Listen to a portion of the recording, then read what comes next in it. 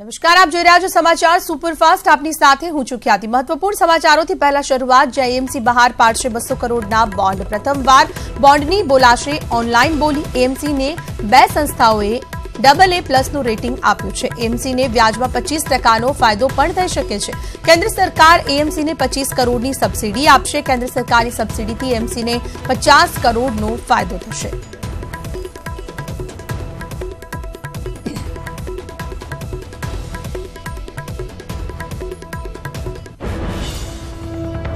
AMC બહાર પાડશે 200 કરોડના બોન્ડ. પ્રથમવાર બોન્ડની બોલાશે ઓનલાઈન બોલી. એએમસીને બે સંસ્થાઓએ AA+ રેટિંગ આપ્યું છે. એએમસીને વ્યાજમાં 25%નો ફાયદો થઈ શકે છે. કેન્દ્ર સરકાર એએમસીને 25 કરોડની સબસિડી આપશે. કેન્દ્ર સરકારની સબસિડીથી એએમસીને 50 કરોડનો ફાયદો થઈ શકે છે.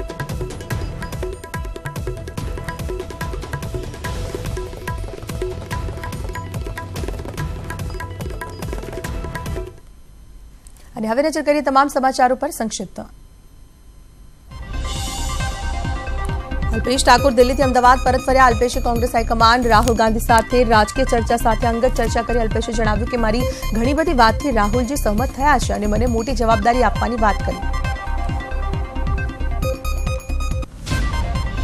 લોકસભાની તૈયારીઓ વચ્ચે હવે કોળી સમાજ એક્શનમાં આવ્યો છે. કેબિનેટ મંત્રી કુંવરજી બાવળિયાએ પોતાના નિવાસસ્થાને સમાજની બેઠક બોલાવી, જેમાં સમગ્ર રાજ્યના કોળી સમાજના અગ્રણીઓ હાજર રહ્યા.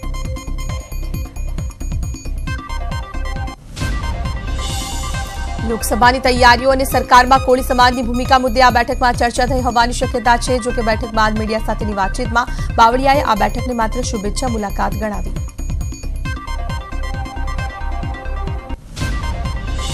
ગુજરાત ભાજપના પૂર્વ ધારાસભ્ય હીરાભાઈ સોલંકીએ ન્યૂઝ 18 ગુજરાતી સાથે ખાસ વાતચીત કરી, જેમાં તેમણે કોળી સમાજનું સમર્થન ભાજપ સાથે હોવાનું કહ્યું. સાથે જ કુંવરજી બાવળિયા ભાજપમાં જોડાવાથી ભાજપને મજબૂતી મળી હોવાની વાત પણ તેમણે કરી.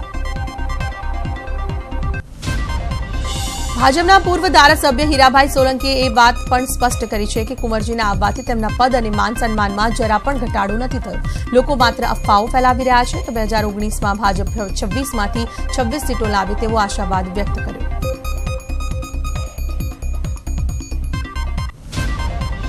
જૂનાગઢમાં કોંગ્રેસના ધારાસભ્ય હર્ષદ રેબડિયાના ગઢમાં ગાબડું પડ્યું. વિસાવદર માર્કેટિંગ યાર્ડની ચૂંટણીમાં કોંગ્રેસની હાર થઈ છે. ખેડૂત પેનલમાં ભાજપના તમામ ઉમેદવારોનો વિજય થયો છે. તો ખરીદ વેચાણ સંઘની બંને બેઠકો પર પણ ભાજપનો વિજય થયો છે.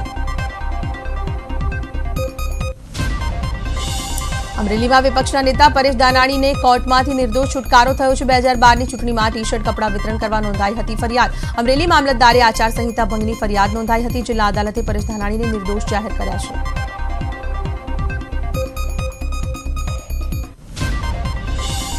શ્યામ રાજાણીના પિતાની ધરપકડ. હેમંત રાજાણીની પણ ધરપકડ કરાઈ. શ્યામના પિતા સરકારી હોસ્પિટલમાં કામ કરતા હતા. મફતમાં વેચાણ માટે અપાતી દવાઓ કબજે કરાઈ. બી ડિવિઝન પોલીસે 28,000ની સરકારી દવાઓ કબજે કરી. રાજ્ય સરકાર દ્વારા મફતમાં વેચાણ માટે અપાતી દવાઓ કબજે લાઈફ કેર હોસ્પિટલ દ્વારા વેચાણ કરવામાં આવતું હતું. પોલીસે શ્યામ રાજાણીના પિતા હેમંત રાજાણીની પણ ધરપકડ કરી.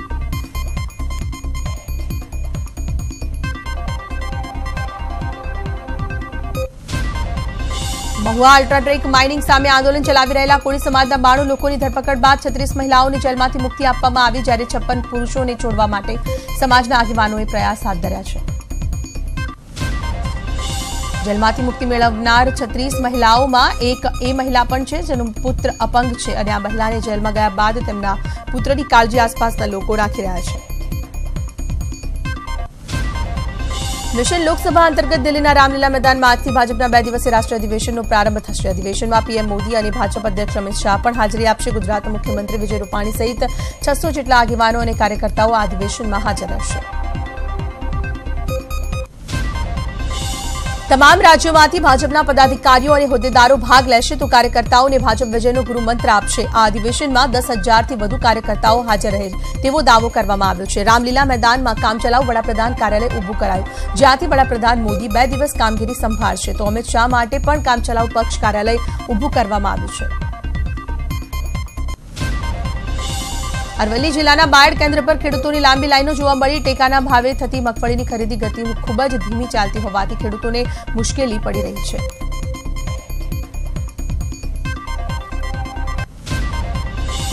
બીજી તરફ ગોડાઉનના અભાવે 3000 થી વધુ બોરીઓ ખુલ્લામાં પડી ગઈ છે। ત્યાં મગફળી વેચવા માટે 2600 ખેડૂતોએ રજીસ્ટ્રેશન કરાવ્યું, જેની સામે અત્યાર સુધીમાં 1300 ખેડૂતોની ખરીદી થઈ છે।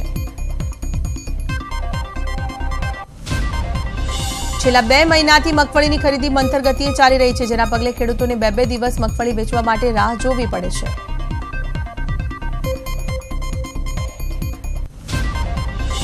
રાજકોટના ધોરાજી માર્કેટિંગ યાર્ડમાં ટૂંક જ સમયમાં શરૂ થશે તુવેર ખરીદી કેન્દ્ર। કેબિનેટ મંત્રી જયેશ રાદડિયાએ આ અંગેની જાહેરાત કરી છે। તેમણે જણાવ્યું હતું કે કેન્દ્ર શરૂ થતા ધોરાજી ઉપલેટાના ખેડૂતોને લાભ થશે। પુરવઠા ખાતાએ ધોરાજી યાર્ડના ખરીદ કેન્દ્રની મંજૂરી આપી દીધી છે।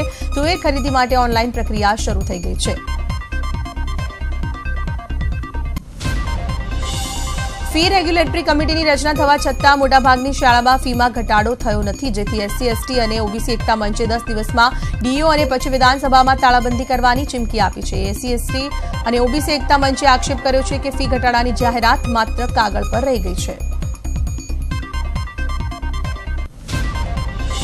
અમદાવાદમાં શાળામાં શૈક્ષણિક વાતાવરણ જળવાય તે માટે આચાર સંહિતાની આચાર્ય સંઘે માંગ કરી છે। સાથે શિક્ષકોને સોંપવામાં આવતી કામગીરીને લઈ આચાર્યોએ પણ અવાજ ઉઠાવ્યો છે। ગુરુવારે યોજાયેલ આચાર્ય સંઘ અધિવેશન અને સામાન્ય સભામાં મહત્વના મુદ્દાઓ પર ચર્ચા થઈ હતી।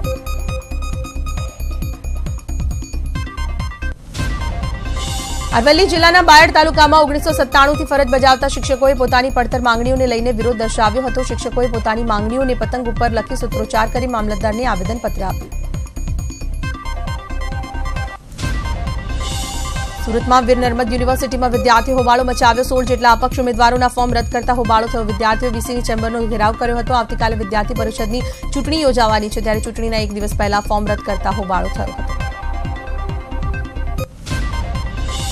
અમદાવાદ મ્યુનિસિપલ કોર્પોરેશન સંચાલિત વીએસ હોસ્પિટલનું વર્ષ 2019-20નું ડ્રાફ્ટ બજેટ વહીવટીતંત્ર દ્વારા રજૂ કરાયું છે। ₹172 કરોડ 15 લાખનું ડ્રાફ્ટ બજેટ સત્તાપક્ષ સમક્ષ રજૂ કરાયું, જેમાં એસ્ટાબ્લિશિંગ ખર્ચ 90% ગણાવવામાં આવ્યો અને વિકાસના કામ માટે માત્ર 10% રકમ બજેટમાં જોગવાઈ કરાઈ છે।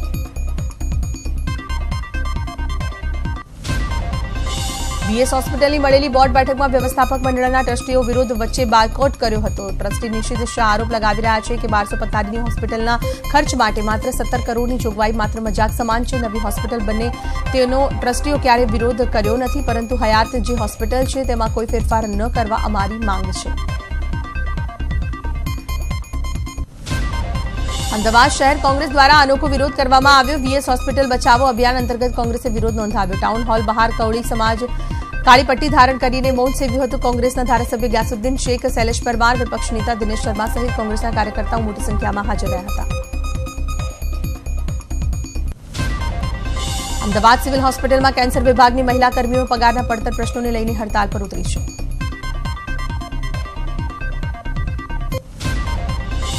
રાજકોટના બિલવાસમાં પાણીની પાઇપલાઇનમાં ભંગાણ સર્જાયું। ભંગાણ સર્જાતા હજારો લીટર પાણી વેડફાયું તો પાણીની પાઇપલાઇન તૂટતા બિલવાસમાં પાણી કાપ મુકાયો હતો, જેને પગલે સ્થાનિકોમાં રોષ વ્યાપ્યો હતો। સુરેન્દ્રનગરમાં નર્મદાના પાણીના વેડફાટના દ્રશ્યો સામે આવ્યા। બાકડથળી ગામે નર્મદાની લાઇનના એરવાલ્વમાંથી પાણીના ફુવારા ઉડ્યા, જેના કારણે છેલ્લા 24 કલાકમાં લાખો લીટર પાણીનો વેડફાટ જોવા મળ્યો। પાણીના વેડફાટને લઈ તંત્રની બેદરકારી પણ સામે આવી। વેરાવળ નગરપાલિકાની પાણીની લાઇનમાં ભંગાણ થતા હજારો લીટર પાણીનો વેડફાટ થયો। આરાધના ટોકીઝ રોડ પર પાણીની નદીઓ વહી અને શિયાળામાં જાણે ચોમાસું હોય તેમ રસ્તાઓ પાણીમાં ગરકાવ થઈ ગયા। ભાવનગર આંગણવાડીના ભોજનમાંથી ઈયળ નીકળી। દરબારગઢમાં આવેલ આંગણવાડીના ભોજનમાંથી ઈયળ નીકળી। બાળકોને પીરસાયેલી ખીચડીમાં ઈયળ નીકળતા વાલીઓમાં રોષ।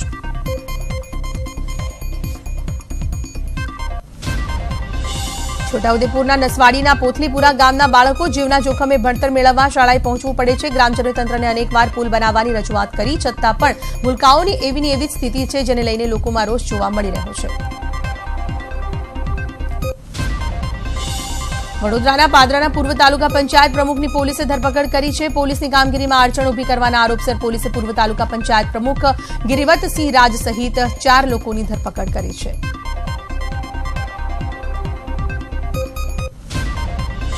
આખરે 22 દિવસની સઘન તપાસ બાદ પ્રાંસલાનો યુવક મયુર મોરી પોલીસને મળી આવ્યો છે। પોલીસ તપાસમાં જાણવા મળ્યા મુજબ મયુરનું કારમાં અપહરણ કર્યા બાદ તેને ઢોર માર મારવામાં આવ્યો હતો।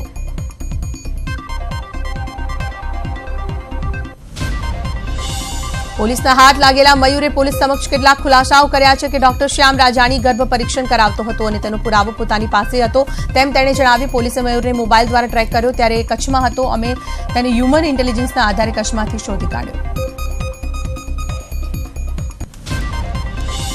સમગ્ર મામલે હવે પોલીસ મયુરની સઘન પૂછપરછ કરી રહી છે કે આખરે તે 25 દિવસ સુધી કોના સંપર્કમાં રહ્યો અને ક્યાં ક્યાં રોકાયો હતો. તદુપરાંત ડોક્ટર શ્યામ રાજાણીના એવા કયા વધુ રાજ જાણે છે કે તેને કારણે તેને ઢોર મારી મોતને ઘાટ ઉતારવાનો પ્લાન બનાવવામાં આવ્યો હતો. કચ્છ ભાજપના કદાવર નેતા જયંતિ ભાનુશાળીની હત્યાનો ભેદ ઉકેલવા પોલીસ મથી રહી છે. ત્યારે હત્યામાં ગાંધીધામની જે એક પલ્સર બાઇકનો ઉપયોગ થયો હોવાની આશંકા સેવાઈ રહી છે. ભાજપના નેતા અને પૂર્વ ધારાસભ્ય જયંતિ ભાનુશાળીની હત્યા થઈ. તે ટ્રેનને ચેઇન પુલિંગ કચ્છના સામખિયાળી નજીક કરવામાં આવ્યું હતું. જે જગ્યાએ પ્રથમ વખત સયાજીનગરી એક્સપ્રેસ ટ્રેનમાં ચેઇન પુલિંગ કરવામાં આવ્યું. તેના 15 કિલોમીટર રેલવે ટ્રેક વિસ્તારમાં એસઆઈટી ટીમ અને વિવિધ પોલીસ ટીમ અલગ અલગ રીતે કેસની તપાસ કરી રહી છે. પૂર્વ ધારાસભ્ય જયંતિ ભાનુશાળી હત્યા કેસમાં વધુ એક મોટો ખુલાસો થયો છે. જયંતિ ભાનુશાળીના સાથી મુસાફર પવનની પૂછપરછમાં સામે આવ્યું છે કે જયંતિની હત્યા થઈ ત્યારે પવન કોચમાં જ સુવાનું નાટક કરી રહ્યો હતો અને આરોપી જયંતિ ભાનુશાળી સાથે ગુજરાતીમાં વાતો પણ કરી રહ્યા હતા. પૂજા વંશને ધમકી ભર્યા ફોન કોલનો મામલો. ફરિયાદના પગલે ગાંધીનગર પોલીસે તપાસ શરૂ કરી. મોબાઈલ કંપની પાસેથી સીડીઆર મંગાવવામાં આવ્યો. સીડીઆરને આધારે ફોન પર ધમકી આપનારને પકડી લેવાશે.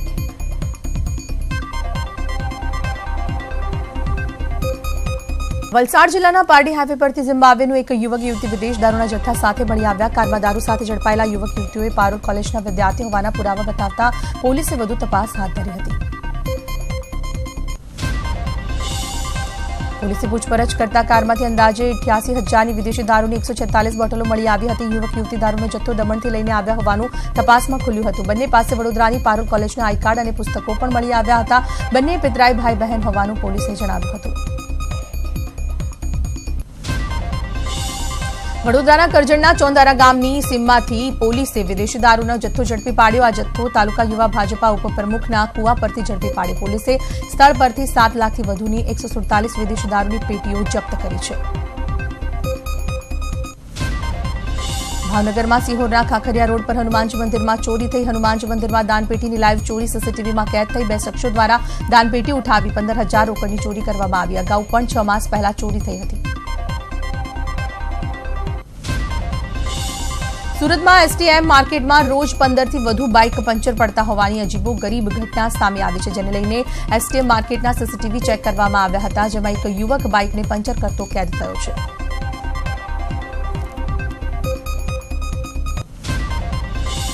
સીસીટીવીમાં ટોપી પહેરીને જઈ રહેલો યુવક ચાલતા ચાલતા જ બાઇકના વ્હીલમાં સોય લગાવી દે છે અને બાઇકને પંચર પાડી દે છે. તે રોજ 15થી વધુ બાઇકમાં પંચર પાડે છે. પંચર પાડતા યુવાનની માર્કેટની બહાર જ પંચરની દુકાન હોવાનું સામે આવ્યું છે. આ વ્યક્તિનો બાઇકને પંચર કરતો વિડીયો એસટીએમ માર્કેટ દ્વારા સોશિયલ મીડિયામાં વાયરલ થયો છે.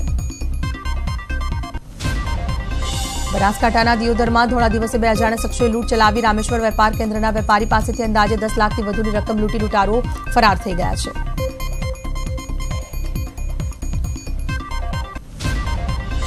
ભાવનગરના તળાજામાં દુકાન પર ગઠિયો ખેડૂતના 95,000 ઉઠાવી ફરાર થઈ ગયો. 6 તારીખના બનાવના સીસીટીવી વિડીયો વાયરલ થયા છે. મેડિકલ સ્ટોર પર ખેડૂત ભોગ બન્યો, જેની પાસેથી ગઠિયો પ્લાસ્ટિકની થેલી આડી રાખી શર્ટના ખિસ્સામાં રૂપિયા ઉપાડી નાસી છૂટ્યો.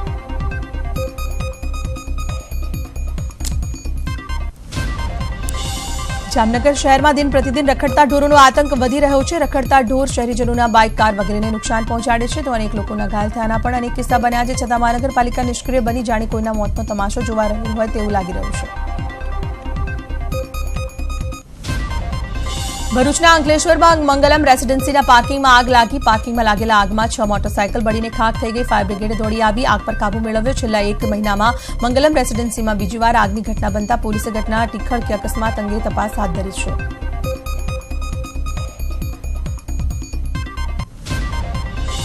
દમણના સેલવાસની મસાટ ઔદ્યોગિક વિસ્તારમાં આવેલી કંપનીમાં ભીષણ આગ લાગતા દોડધામ મચી છે. સનરાઇઝ સ્પિનર્સ કંપનીમાં અગમ્ય કારણોસર આગ લાગી હતી. આગની જાણ થતાં 4 ફાયર ફાઇટર ઘટના સ્થળ પર પહોંચી આગને કાબૂમાં લીધી હતી.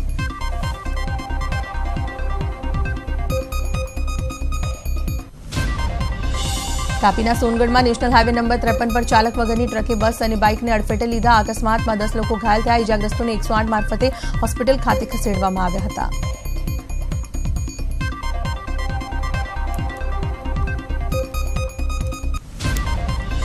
મહીસાગરમાં લુણાવાડાના પાવાપુર ગામ નજીક બાઇક અને 108ની ગાડી વચ્ચે અકસ્માત સર્જાયો. આ અકસ્માતમાં એક બાઇક ચાલકનું મોત નીપજ્યું છે. બાઇક સવારના મૃતદેહની પીએમ અર્થે લુણાવાડા ખસેડવામાં આવ્યો હતો.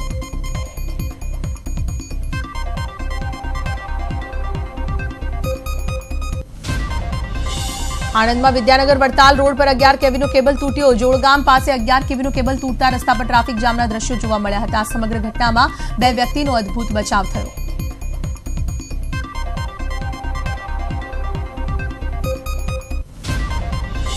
સુરેન્દ્રનગરમાં 2 દિવસમાં 2 મહિલાઓના કેનાલમાં ડૂબી જવાથી મોત થયા છે. દુધરેજ કેનાલમાં પાણી પીવા જતા મહિલાનો પગ લપસ્યો અને મહિલા કેનાલમાં ડૂબી ગઈ. ફાયર બ્રિગેડે મહિલાની લાશને બહાર કાઢી પરિવારને સોંપી છે.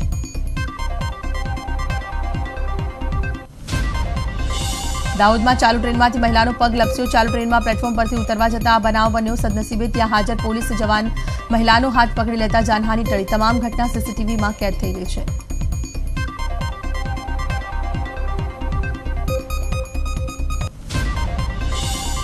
ગુજરાતમાં ઠંડીના ચમકારા વચ્ચે ક્યાંક આંશિક વધારો તો ક્યાંક આંશિક ઘટાડો જોવા મળ્યો. પવનના ઠંડા સુસવાટા વચ્ચે 9.3 ડિગ્રી તાપમાન સાથે નલિયા સૌથી ઠંડુ શહેર રહ્યું છે, જ્યાં વલસાડનું તાપમાન 9.6 ડિગ્રી, કંડલા એરપોર્ટ અને ડીસાનું તાપમાન 9.8 ડિગ્રી થયું છે. 11.2 વડોદરા, ગાંધીનગર 11.4, અમદાવાદમાં તાપમાન 12.7 ડિગ્રી નોંધાયું.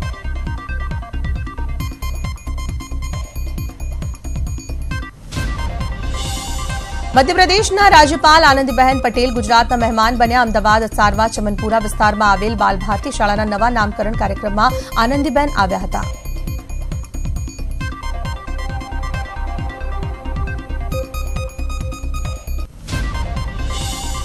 આગામી માર્ચ મહિનામાં શિવરાત્રી દરમિયાન યોજાનાર જૂનાગઢમાં મિની કુંભ મેળાનું આયોજન કરવામાં આવ્યું છે. અને આ બેઠક ગાંધીનગરમાં સીએમ વિજય રૂપાણીની અધ્યક્ષતામાં મળી.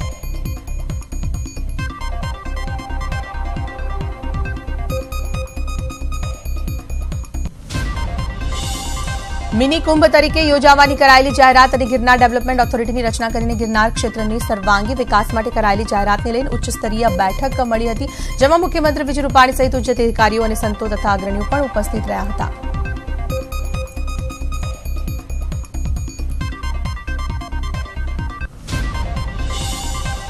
ગુજરાત સરકાર એરપોર્ટ ઓથોરિટી ઓફ ઇન્ડિયા વચ્ચે એમઓયુ થયા છે. રાજકોટ ખાતે નવું ગ્રીનફિલ્ડ એરપોર્ટ તૈયાર થશે. 2500 એકરમાં ₹2500 કરોડના ખર્ચે નવું ગ્રીનફિલ્ડ એરપોર્ટ બનશે. આ એરપોર્ટમાં 280થી વધુ મુસાફરોની વહન ક્ષમતા હશે.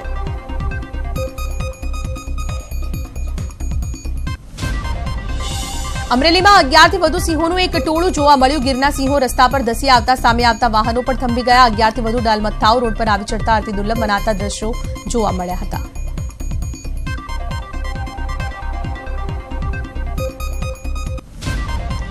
સુરતના માંડવીમાં દીપડાના બચ્ચાનો વિડીયો વાયરલ થયો છે. માંડવી ગામમાં નવી નગરી વિસ્તારમાં દીપડાનું બચ્ચું ગટરમાં પડી ગયું હતું. તેવો વિડીયો વાયરલ થયો છે. માંડવી વિસ્તારમાં દીપડો ફરતો હોવાની વાતથી લોકોમાં ભય ફેલાયો છે. વન વિભાગ દ્વારા દીપડાના બચ્ચાને પકડી લેવામાં આવ્યું. શ્રી સોમનાથ મંદિર ખાતે ધનુર્માસ નિમિત્તે વિશેષ મનોરથનું આયોજન કરવામાં આવે છે. આ આયોજન સંદર્ભે સવારે 4 કલાકે મંદિર ખોલવામાં આવ્યું. સવારે મહાપૂજા તથા તીર્થ પુરોહિતો દ્વારા તૈયાર કરવામાં આવેલ મહાનૈવેદ્ય પણ અહીં અર્પણ કરવામાં આવ્યો.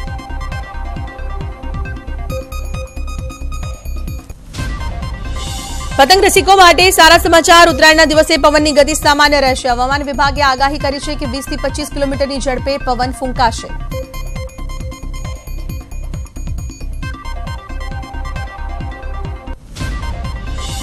12 જાન્યુઆરીએ કચ્છમાં સામાન્ય વરસાદી છાંટા પડવાની સંભાવના. ગુજરાતમાં વાતાવરણ વાદળછાયું રહેશે. દક્ષિણ પશ્ચિમ રાજસ્થાન પર સાયક્લોનિક સર્ક્યુલેશન સક્રિય થશે, તો સાયક્લોનિક સર્ક્યુલેશનની ગુજરાત પર અસર વર્તાશે.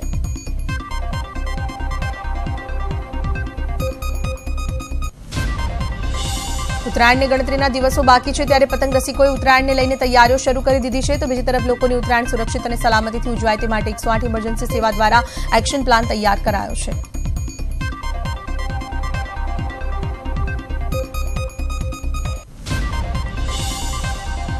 ઉત્તરાયણના દિવસે 108 સેવા દ્વારા હોસ્પિટલ સાથે પણ સતત સંપર્કમાં રહેવાશે અને 108 ઇમરજન્સી મેનેજમેન્ટ સેન્ટરમાં તાલીમબદ્ધ ઓફિસર ડોક્ટરની સેવા તથા સમગ્ર ગુજરાતમાં અત્યાધુનિક એમ્બ્યુલન્સ ઉપલબ્ધ રહેશે.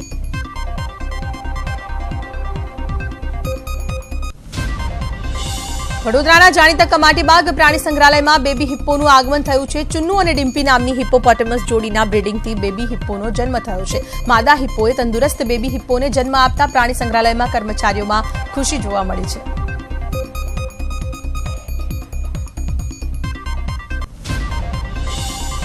રાહુલ ગાંધી દુબઈ પહોંચી ગયા. દુબઈ એરપોર્ટ પર પહોંચતા રાહુલ ગાંધીના નામના નારા લાગ્યા. આ સાથે એરપોર્ટ પર રાહુલ ગાંધીનું સ્વાગત કરવામાં આવ્યું.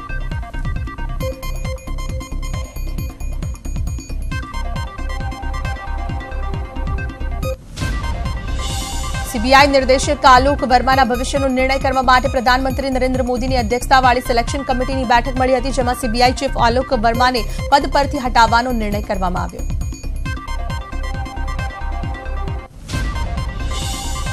પીએમ મોદીના નિવાસસ્થાને મળેલી આ બેઠકમાં કોંગ્રેસ નેતા મલ્લિકાર્જુન ખડગે અને જસ્ટિસ એ.કે. સિકરી પણ સામેલ હતા. ઉલ્લેખનીય છે કે સુપ્રીમ કોર્ટે મંગળવારે આલોક વર્માને તેમના પદ પર ફરી બેસાડ્યા હતા.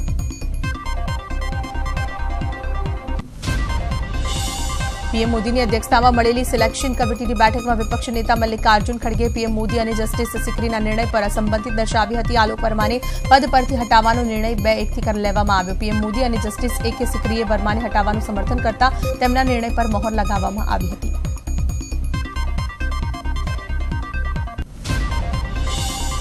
વિપક્ષ નેતા ખડગેના વિરોધનો જવાબ આપતા કેન્દ્રીય મંત્રી પિયુષ ગોયલે ટ્વીટ દ્વારા જણાવ્યું કે ખડગે પસંદગી સમિતિના એક સભ્ય છે, જેમણે આલોક વર્માના નિયુક્તિ પર પણ અસંમતિ વ્યક્ત કરી હતી. હવે તેમના હટાવવા મુદ્દે પણ સવાલ ઉઠી રહ્યા છે.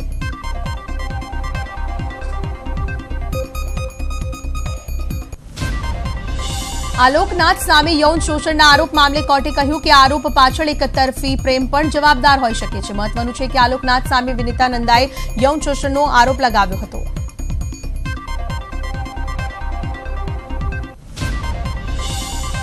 કોંગ્રેસે હરિયાણાની જીંદ વિધાનસભા બેઠક પરથી રણદીપ સુરજેવાલાને મેદાને ઉતારશે. જીંદમાં વિધાનસભા બેઠક માટે યોજાનારી ચૂંટણીમાં સુરજેવાલા ઉમેદવારી નોંધાવશે.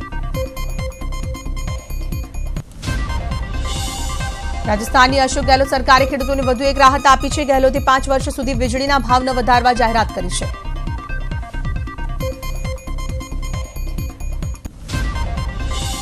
મિશન 2019 અંતર્ગત શુક્રવારથી દિલ્હીમાં ભાજપનું અધિવેશન મળશે, જેમાં 10,000 કાર્યકર્તાઓ હાજર રહે તેવી શક્યતા. દિલ્હીના રામલીલા મેદાનમાં યોજાનાર આ અધિવેશનમાં વડાપ્રધાન મોદી અને અમિત શાહ કાર્યકર્તાઓને મળશે. કનૈયા કુમાર અને ઉમર ખાલિદ સામે દિલ્હી પોલીસ જલ્દી આરોપપત્ર દાખલ કરશે. આ તમામ સામે દેશદ્રોહના આરોપ મામલે આરોપપત્ર દાખલ કરશે. તમામે અફઝલ ગુરુની ફાંસીનો વિરોધ કર્યો હતો. પાકિસ્તાને પૂંછ સેક્ટરમાં ફરી એકવાર સીઝફાયરનું ઉલ્લંઘન કર્યું છે. પાકિસ્તાન તરફથી ગોળીબાર કરી સીઝફાયરનું ઉલ્લંઘન કર્યું, જેનો ભારતીય સેનાએ પણ જડબાતોડ જવાબ આપ્યો છે.